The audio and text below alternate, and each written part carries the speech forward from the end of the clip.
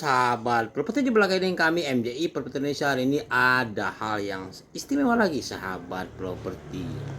Sebagai pengembang perumahan tentu kita akan melihat berita-berita apa yang up to date. Oke, kebetulan pada hari ini kita sudah dapat berita baru dari tribunbisnis.com. Nih sahabat properti, BTN sebut pekerja informal masih kesulitan memperoleh KPR subsidi. Nah, ini yang menarik sahabat properti. Padahal sebenarnya oleh pemerintah, pekerja-pekerja informal beginilah yang seharusnya mendapatkan rumah subsidi sahabat properti. Tapi kenyataannya di lapangan ini yang paling sulit.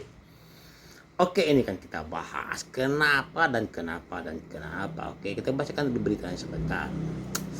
Laporan wartawan Tribun.com Ismoyo, Tribun.com Jakarta. PT Bank Tabungan Negara BTN mengungkapkan masih banyaknya banyak angkatan pekerja informal yang kesulitan mendapatkan akses kreditan kepemilikan rumah KPR subsidi, ingat ya. Nah, Kepala Divisi Subsidi Mortek Lending BTN Muhammad Yud Penta mengungkapkan persentase atau jumlah pekerja informal di Indonesia sangat besar. Oke.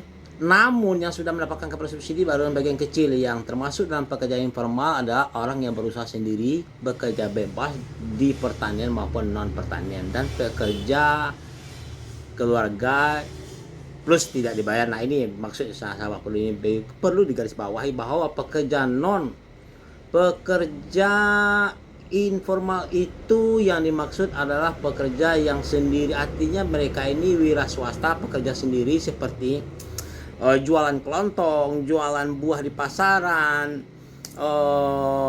tukang cukur rambut, ini masuk Gojek. Ini termasuk pekerja-pekerja informal ya, pekerja yang tidak dibayar, yang gajian per bulannya tidak jelas sahabat properti. Tapi jangan salah, pekerja informal ini banyak loh, dia mampu sebenarnya membayar kreditan kepemilikan rumah KPR-nya, mampu sebayar. Karena setelah kami hitung ternyata pendapatan mereka pekerja informal ini bisa berkisar 100 sampai 200 ribu per hari loh.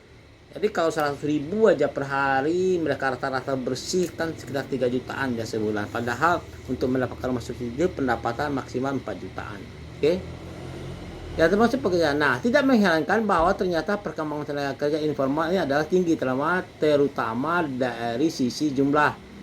Hampir 77 juta tenaga kerja berada di sektor informal. Ini banyak sekali sahabat properti, pekerja informal ini hampir 77,9 juta. Oke.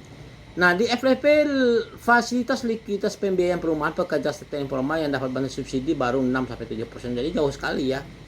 Baru 6-7% sektor informal ini baru mendapatkan bantuan pembiayaan perumahan subsidi. Jadi masih ada 90% sekian lagi ya. Pekerja informal baru tercover dengan baik dan sambungnya. Penta mengatakan terdapat sejumlah tantangan utama pembiayaan perumahan segmen pekerja informal.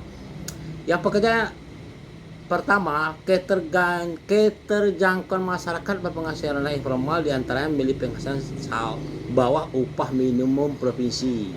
Kedua, fluktuasi pendapatan dan ketiadaan catatan keuangan menjadikan risiko kepada segmen tinggi. Nah, ini juga masalah sahabat properti. Kadang-kadang pekerja informal ini perlu kita bina dan kita didik. Mereka memang tidak ada pencatatan keuangan mereka. Nah, ini yang sulit kadang-kadang kita meminta laporan keuangannya. Mereka tidak punya catat, hanya main analisa saja. Sehingga kalau biasanya kalau pekerja informal ini ingin mendapatkan rumah, salah satunya kita buatkan laporan keuangannya. Tapi itu juga nggak cukup. Kadang-kadang mereka juga bank meminta rekening koran tabungan. Nah, ini bermasalah juga, kadang-kadang mereka tidak punya rekening koran tabungan karena mereka kadang-kadang jarang nabung. Ini masalahnya sahabat properti. Jadi memang perlu juga kita bina, kita sosialisasikan kepada pekerja informal kalau mereka menginginkan rumah subsidi dan mendapatkan supaya bisa lolos, maka pertama mulailah berdagang, berbisnis dengan cara yang profesional. Diantaranya mungkin perlu adanya pengeluaran, adanya pencatatan, kira-kira seperti itu. Yang kedua yang penting itu rekening koran mereka dianjurkan selalu menabung. Kalau bisa di bank yang berhubungan dengan KPR, misalnya bank BTN. Kira-kira seperti itu ya. Nah, selanjutnya adalah keempat, likuiditas dominasi PBN belanja program belum sepenuhnya sustainable, perlu ada yang menurunkan dana tapera. Dalam kesempatan tersebut, BTN juga mengungkapkan bahwa Indonesia memiliki permasalahan backlog kepemilikan sebesar 12,7 juta, 5% masyarakat berpenghasilan rendah tidak layak huni, 4 juta backlog kepemilikan rumah pekerja informal dan rasio mortek. Sebagai informasi, backlog rumah salah satu indikator digunakan oleh pemerintah sebagaimana ruang terdapatnya rencana pembangunan jangka panjang RPJM yang terkena bidang. Oke, backlog rumah dapat diukur dari dua perspektif, yaitu sisi KP hunian maupun sisi kepemilikan. Jadi ternyata sahabat properti lebih dari kepemilikan sebesar 12 juta orang Indonesia masih backlog rumah, artinya belum memiliki rumah subsidi yang layak huni. Nah, ini kesempatan juga kita sebagai developer terbuka lebar market pasar sebenarnya sahabat properti, apabila kita mau sebagai pengusaha developer pengembang perumahan bisa membuka perumahan, membuat perumahan layak huni, layak fungsi, dan mungkin murah untuk pekerja-pekerja informal. Ini akan kita pikirkan.